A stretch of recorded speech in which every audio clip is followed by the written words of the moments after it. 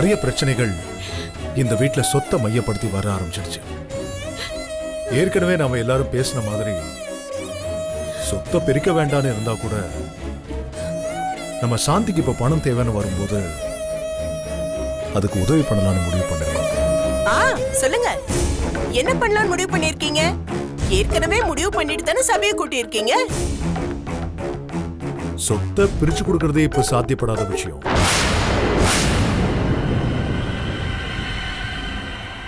தற்காலிகமா சாந்தியோட பண பிரச்சனைக்கு ஒரு தொகையை கொடுக்கலான்னு நான் அம்மா கிட்டையும் மீனாட்சி கிட்டையும் பேசிட்டேன். இது சம்பந்தமா உங்க எல்லார்கிட்டையும் ஒப்புதல் கேட்டுக்கிட்டு மேற்படி என்ன பண்ணணுமோ அதுபடி பண்ணிடலாம்.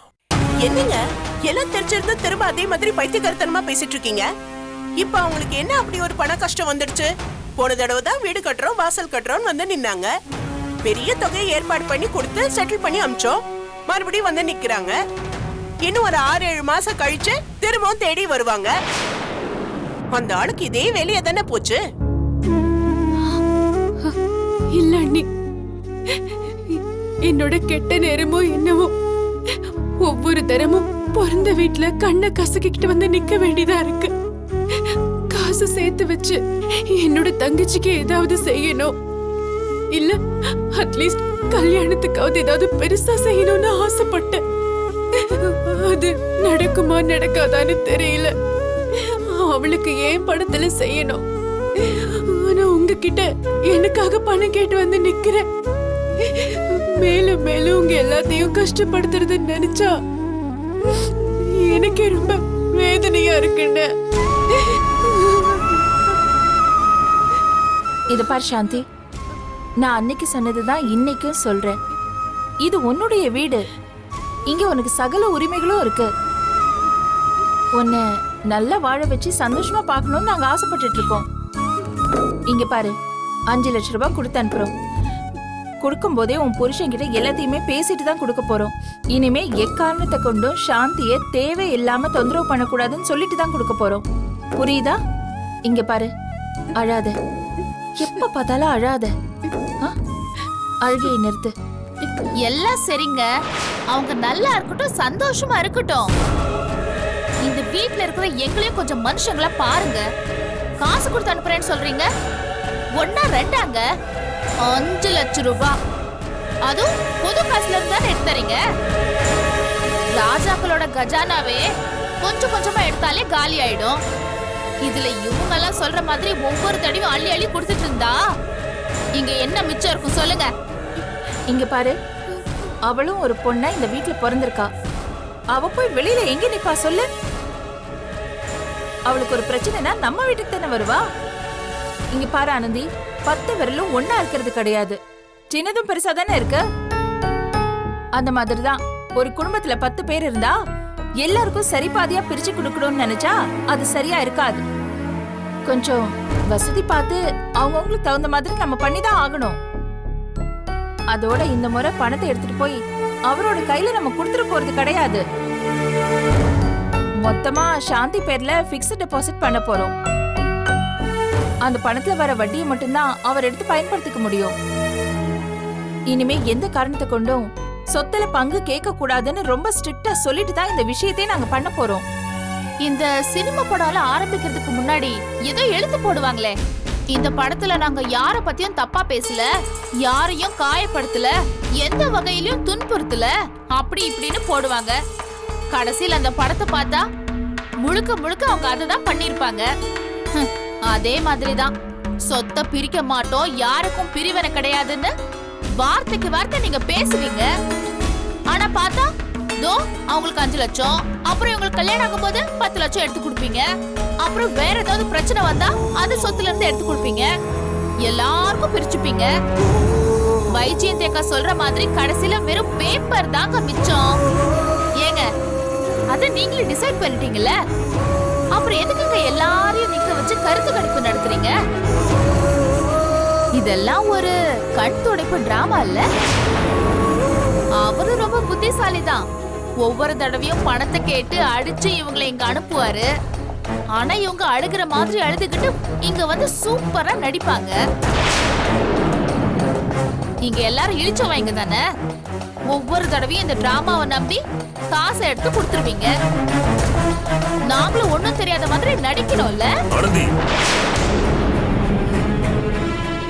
என்ன உன் இஷ்டத்துக்கு பேசிட்டே போற? உன்னையும் மதிச்சு இங்க நிக்க வச்சு பேசிட்டு இருந்தா நீ என்னமோ உங்க வீட்ல இருந்து பணத்தை எடுத்துட்டு வந்து இங்க நாங்க செலவு பண்ணிட்டு இருக்க மாதிரி பேசிட்டு இருக்க. இத பார், இது எங்க அப்பா சம்பாதிச்ச சொத்து. எங்க அண்ணனுங்க உழைச்சு கஷ்டப்பட்டு இந்த அளவுக்கு வளர்த்து வச்சிருக்காங்க. எங்களை படிக்க வச்சு ஆளாக்கி இருக்காங்க. அவங்களுக்கு யாருக்கு எப்ப எது பண்ணணும்னு தெரியும். என்ன உன் வாயை அடக்கிட்டு சும்மா இரு. ஏதோ வாயு வயிறுமா இருக்கன்னு பார்த்தா ரொம்ப ஓவரா பேசிட்டு இருக்க. இந்த வீட்ல என்னால ஒரு பிரச்சனையும் மறுபடியும் வரக்கூடாது. இருக்கிற கஷ்டமே போதும். எரியிற நெருப்புல எண்ணெயை ஊத்துற மாதிரி எதுக்கு நான் வந்து உங்க எல்லாரையும் ஏத்தணும்? எல்லாரும் மனசு ஒத்து சம்மதம் இருந்தா மட்டும் எனக்கு காசு கொடுங்க. இதுக்காக எல்லார் மனசும் சங்கடப்பட வேண்டாம். இங்க பாரு, அவ பிறந்த வீட்டை நம்பி வந்திருக்கா. ஆமாங்க, பிறந்த வீட்டை நம்பி வந்தவங்களுக்கு நீங்க பண்ணுவீங்க. பிறந்த வீட்டை விட்டு உங்களை நம்பி வந்திருக்கோம் பாருங்க. எங்களை பத்தி நீங்க கவலைப்பட மாட்டீங்களே. இங்க பாரு ஆனந்தி, உனக்கு இப்ப என்னதான் பிரச்சனை? இத பாரு ஆனந்தி, உங்களுக்கு நாங்க என்ன பண்ணல சொல்லு. எல்லாருக்கும் என்னென்ன பண்ணணுங்கிறது அவர் மனசுல இருக்கு. இன்னும் கொஞ்ச காலம் எங்க கூடயே இருந்து எல்லாரும் இந்த வீட்ல ஒன்னா பயணம் பண்ணணும்னு நாங்க ஆசைப்பட்டுட்டு இருக்கோம். சரியான தருணத்துல நாங்க என்ன செய்யணுமோ அதை கண்டிப்பா செய்வோம். ஒருவேளை நீங்க ஆசைப்பட்ட மாதிரி உங்க புருஷங்க எல்லாருமே தனித்தனியா நிர்வாகத்தை எடுத்து நடத்தணும்னு நினைச்சாங்கன்னா அதுக்கும் நாங்க செய்யறதுக்கு தயாரா இருக்கோம். அந்த வார்த்தை அடுத்த ஜென்மத்துல கூட இவங்க யாரும் சொல்ல மாட்டாங்க.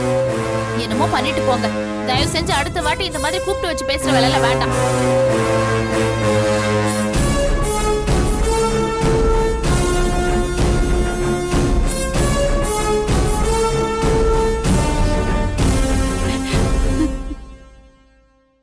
அண்ணி, எல்லாரும் விரும்பி கொடுத்தா நான் வாங்கிக்கிறேன். இல்லனா எனக்கு எதுவுமே வேண்டாம். அவரோட வற்புறுத்தலுக்காகவும் வேற ஒருத்தர் நிர்பந்தத்தின் பேர்லயோ எனக்கு வேண்டாம். எனக்கு வேண்டாம்மா. அக்கா, நீ ஏன் அழற? நீ ஏன் வேணான்னு சொல்ற? இங்க பார், இது உன்னோட சொத்து. சட்டப்படி உனக்கு எல்லா உரிமையும் இருக்கு. எனக்கு எந்த சட்டமும் தெரியாது உமா. அன்பால ஒரு விஷயம் பண்ணா அதை நான் ஏத்துப்பேன். இல்லனா எனக்கு எதுவுமே வேண்டாம்.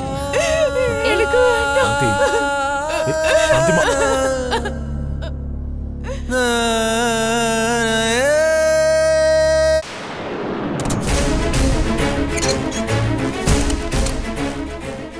ஏய், உன் மனசுல என்ன நினைச்சிட்டு இருக்க? அட ஏங்க, என் மனசுல நான் உங்களை தான் நினைச்சுக்கிட்டு இருக்கேன். நீங்க தானே என்ன தொட்டு தாலி கட்டின புருஷன். உங்களை நினைக்காம வேற யாரும் நினைக்க போறேன்? ஏய், என்கிட்ட இந்த நக்கல் நையாண்டிலாம் வேணாம். எல்லாருக்கும் முன்னாடி அப்படி பேசுற? அத பத்தி நான் கேட்க வந்தா ஒரு மட்டு மரியாதை இல்லாம பேசிட்டு இருக்க. ஏங்க, நீங்க கேட்ட அதே கேள்விக்கு தாங்க நானும் உங்க பதில் சொன்னேன். உங்களை நினைச்சு, உங்க புள்ளைய நினைச்சு, நம்ம எதிர்கால வாழ்க்கைய நினைச்சு தாங்க நாங்க அப்படி பேசினேன். ஏய், இப்ப என்ன குடும்பத்துல குடிமொழிக்கு போச்சுன்னு இப்படி பேசுற? எப்ப யாருக்கு என்ன செய்யணும்னு ஆரம்பிச்சாலும் அதை தடுக்கணும்ன்ற புத்தியிலேயே ஏதாவது ஆரம்பிக்க வேண்டியது. இங்க பாருங்க, இந்த கொடி பிடிக்கிறது, எதிர்ப்பு தெரிவிக்கிறது, அப்புறம் மேடை ஏறி போய் பேசுறது, வீட்டுல எதுவுமே தெரியாம இருக்கிறது, இதெல்லாம் உங்க வேலை. நான் அப்படியெல்லாம் செய்ய மாட்டேன். எதுவா இருந்தாலும் நேருக்கு நேர் பேசிடுவேன். இத பாரு, எப்ப பார்த்தாலும் பணம் பணம்னு அலையாத. என்னது? நான் பணம் பணம் அலையிறேனா? சொல்லுவீங்க சொல்லுவீங்க, இதுவும் சொல்லுவீங்க, இதுக்கு மேலேயும் சொல்லுவீங்க. ஏங்க, நம்ம வாழ்க்கைக்கு தேவையான பணத்தை சேர்த்து வைக்கிறது அவ்வளவு பெரிய தப்பா? அடுக்கடுக்கா சம்பவம் நடந்ததுக்கு அப்புறமும் பணத்தோட அருமை புரியலன்னு நினைக்கும் போது எனக்கு ரொம்ப ஆச்சரியமா இருக்குங்க. அன்னைக்கு அப்பா ஹாஸ்பிட்டல் இருக்கும்போது மருந்து வாங்குறதுக்கு கையில காசு கூட இல்லாம நின்னீங்களே, உங்களுக்கு அதெல்லாம் மறந்து போச்சா? ஏங்க, நீங்க திருக்குறள் எல்லாம் படிப்பீங்க தானே? பொருட்பாலுக்கு அப்புறம் தாங்க இன்பத்து பாலே வச்சிருக்காங்க. காசு இருந்தா தாங்க எல்லாமே. ஏதோ பொருள் கூட சொல்லுவாங்களே, அதெல்லாம் பெருசா எனக்கு ஒண்ணும் தெரியாதுங்க. ஏதோ ஸ்கூல்ல படிச்ச ஞாபகம், பொருள் இல்லாருக்கு உலகம் இல்லைன்னு. ஏய், இப்ப எதுக்கு தேவையில்லாத வேதாந்தம்லாம் பேசிட்டு இருக்க? என்னங்க பொறுங்க, கொஞ்சம் பொறுமையா இருங்க. உங்க தங்கச்சி கல்யாணம் நடந்து முடியற வரைக்கும் உங்களுக்கு டைம் இருக்கு. உங்க தங்கச்சியை பானுக்க வீட்டுல குடுக்குறாங்க. நல்ல குடும்பம், நல்ல பையன், எனக்கு ரொம்ப சந்தோஷம்தான். ஆமா, உங்க தங்கச்சிக்கு நீங்க என்ன பண்றதா உத்தேசம்? என்ன பண்றதுன்னா, அதான் வீட்ல எல்லாரும் தானே பண்ண போறோம், எல்லாம் சேர்ந்து தானே செய்வோம். சரிங்க. அவளுக்கு அண்ணன் நீங்க, உங்களுக்கு தனி பங்கு எதுவும் இல்ல? நாளைக்கு மாப்பிள்ளைக்கு மோதிரம் போடுவாங்க, கழுத்துல செயின் போடுவாங்க, அட்லீஸ்ட் ரொக்கமாவது கொடுப்பாங்க. எல்லாரும் ஒரு முறை கண்டிப்பா செய்வாங்க தானே? நீங்க என்ன உங்க தங்கச்சிய பேந்த நாங்க பார்க்க போறீங்களா? இந்த பாரு, வீட்ல எல்லாரும் செய்வாங்க, அதுல நானும் செய்யற மாதிரி தான். வீட்ல செய்யறது ஓகேங்க, சபையில நீங்க என்ன செய்ய போறீங்க? நீங்களும் அங்க பார்க்க தானே போறீங்க. ஆளுக்கு வந்து என்ன பண்ண போறாங்க, நீங்க அங்க வந்து என்ன பண்ண போறீங்க? ஒண்ணும் பண்ண முடியாம அங்க வந்து பேந்த முழிக்க போறீங்க. இதெல்லாம் நானும் அங்க வந்து வேடிக்கை தானே பார்க்க போறேன். அது வரைக்கும் நீங்க என்ன எவ்வளவு கேவலமா பேசினாலும் சரி, எப்படி அடிச்சாலும் சரி, நடக்க போறது என் தங்கச்சி கல்யாணம். இதுல யாரும் எதுக்கும் என்ன அவமானப்படுத்த போறது கிடையாது. நீ பாட்டுக்கு விதவிதமா கற்பனை படிக்க வேண்டாம்.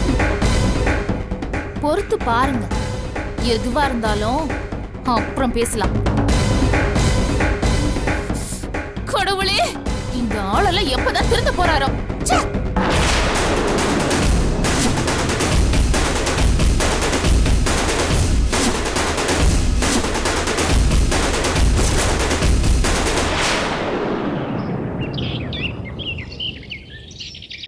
ஒரு தடவை சொன்னா புரிஞ்சுக்கோடா. அப்பா, ஏய் வைஜெயந்தி, வாடா. வாங்க வாங்க வாங்க மாப்பிள, வாங்க பாருங்க. உட்காருங்க. என்ன எப்படி இருக்கீங்க? வாங்க மாப்ள, நல்லா இருக்கீங்களா? நல்லா இருக்கு. உங்க உடம்புக்கு எப்படி இருக்கு? நல்லா இருக்கு. இந்தாங்க மாப்ள. இல்ல, நான் வரும்போது சாப்பிட்டேன். இது காஃபி இல்ல, பால், பாதாம் மிக்ஸ், உங்களுக்காக ஸ்பெஷலா பண்ணது. சாப்பிடுங்க. இந்தம்மா.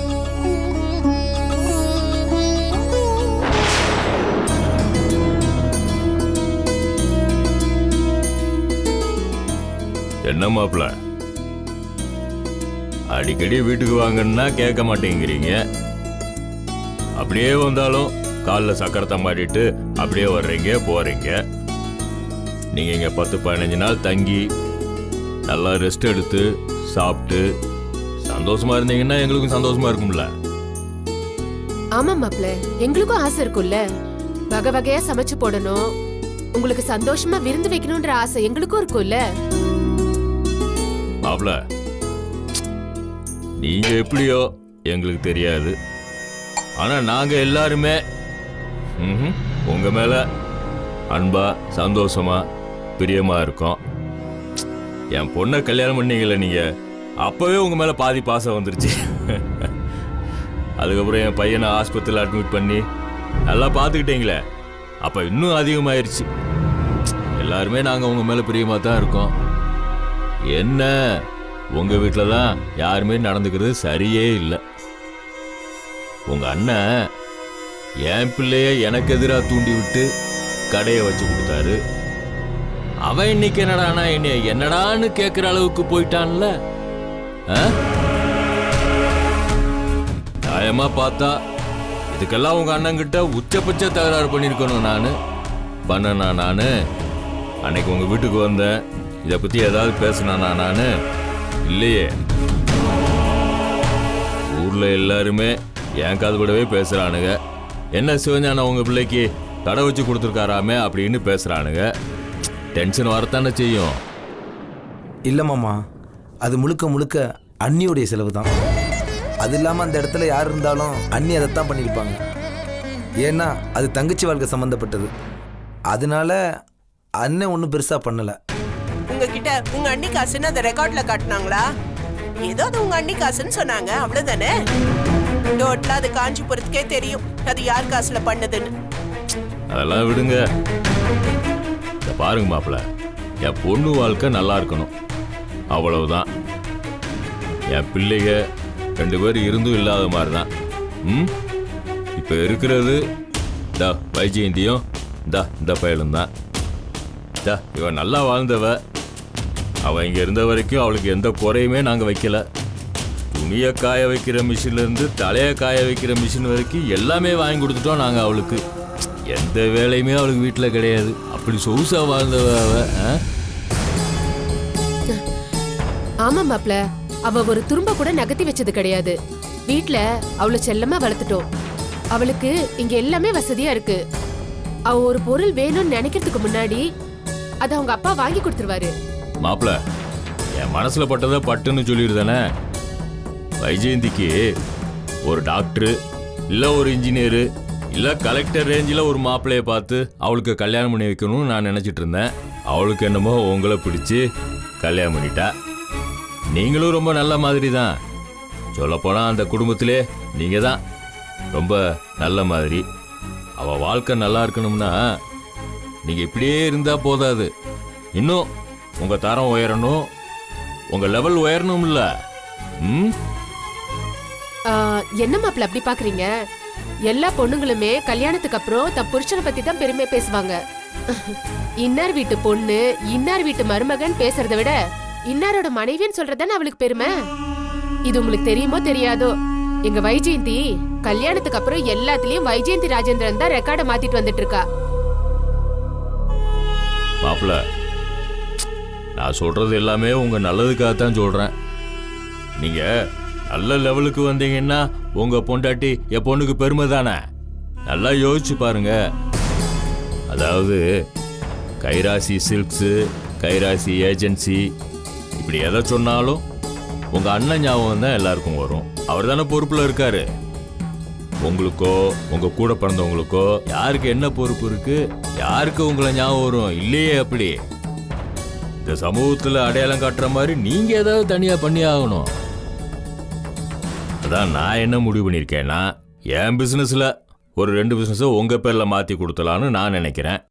நீங்க தனியா நிர்வாகம் பண்ணுங்க.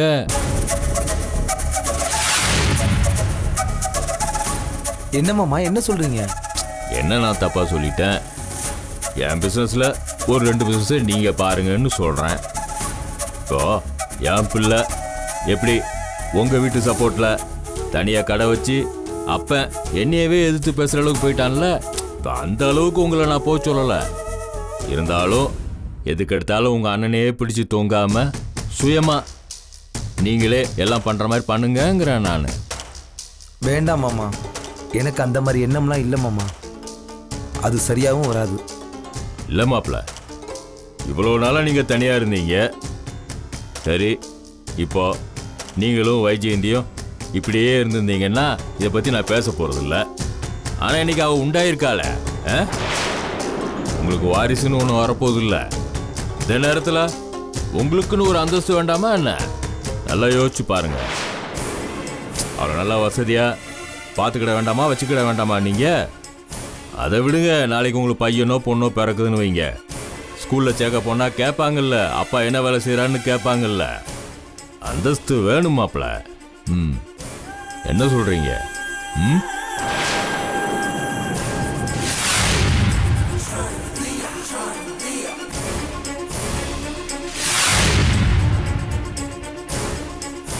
மாப்ள, நீங்க உங்க குடும்பத்தை விட்டு தனியா பிரிஞ்சு வரதா நினைச்சுக்க வேண்டாம். நீங்க உங்க குடும்பத்தோடயே இருங்க, உங்க அண்ணன் தம்பிகளோடயே இருங்க. இன்னும் சொல்ல போனா எங்க வைஜெயந்தி மாதிரி மாமியார் வீட்டுல அனுசரிச்சு போற பொண்ண பார்க்கவே முடியாது. அவ இங்க எவ்வளவோ செல்வாக்கா இருந்தோம், அங்க வந்து அடியோட மாறிட்டா. எங்களுக்கெல்லாம் ஒரே ஆசைதான், அவருக்கும் அதே ஆசைதான். உங்களையும் இந்த ஊர்ல ஒரு ஆளா மதிக்கணும், அதுதான்.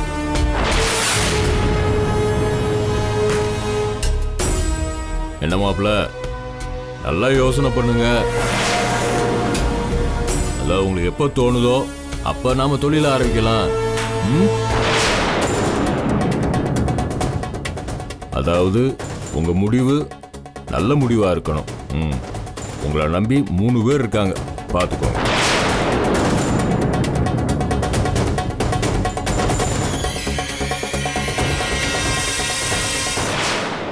என்ன விஜயந்தி, நீயும் மாப்பிள்ளையும் 2 நாள் இங்கே தானே இருக்கீங்க? சரி, அப்போ நான் அப்படியே மாப்பிள்ளைய கூட்டிட்டு நம்ம இடத்தையெல்லாம் கூட்டிகிட்டு போய் காமிச்சிட்டு வரேன்.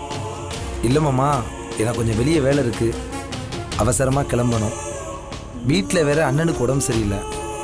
ஆமாம், நானும் கேள்விப்பட்டேன் மாப்பிள்ள. என்ன பண்ணுறது? சரி, அப்போ நீங்கள் அப்படியே கிளம்புங்க. ம், என்ன வைஜெயந்தி, நீ எப்படி? என்ன உன் பிளானு? அப்பா, நம்ம உமாவுக்கு கல்யாணம் வச்சிருக்காங்கப்பா. அவளுக்கு ஏதாவது செய்யணும்னு நான் யோசிச்சு வச்சிருந்தேன். எல்லாரும் முறை செய்யும் போது நானும் என் புருஷனும் தனியா ஏதாவது பண்ணாதானே எங்களுக்கு மரியாதையா இருக்கும். என்ன விஜயந்தி, என்ன சொல்ற? அதான் அண்ணா அண்ணி பண்ணுவாங்கல்ல. இருக்கட்டுங்க, நம்ம சைட்ல என்ன பண்ண போறோம்னு ஒண்ணு இருக்குல்ல. உங்களுக்கு எல்லாம் சொன்னா புரியாது. வாங்க, இப்பவே நகை கடைக்கு போவோம், உமாவுக்கு நகை எடுப்போம். நீங்க அதை அப்படியே வீட்டுக்கு கொண்டு போயிடுங்க. நான் திரும்ப வந்து அப்பாவை பார்த்துட்டு இன்னைக்கு இருந்துட்டு நாளைக்கு வந்துடுறேன். இல்ல விஜயந்தி, எதுக்கு இந்த நகையெல்லாம்? வேண்டாம், வீணா எதுக்கு நீ செலவு பண்ணிக்கிட்டு? அப்படி என்ன இல்லைங்க. மாப்பிள்ள நீங்க?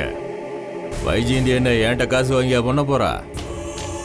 அவ வேலைக்கு போனப்போ சேர்த்து வச்ச பணம். நேற்று திடீர்னு வந்து பேங்க்ல பணம் எடுத்தப்போ என்ன ஏதுன்னு கேட்டேன்.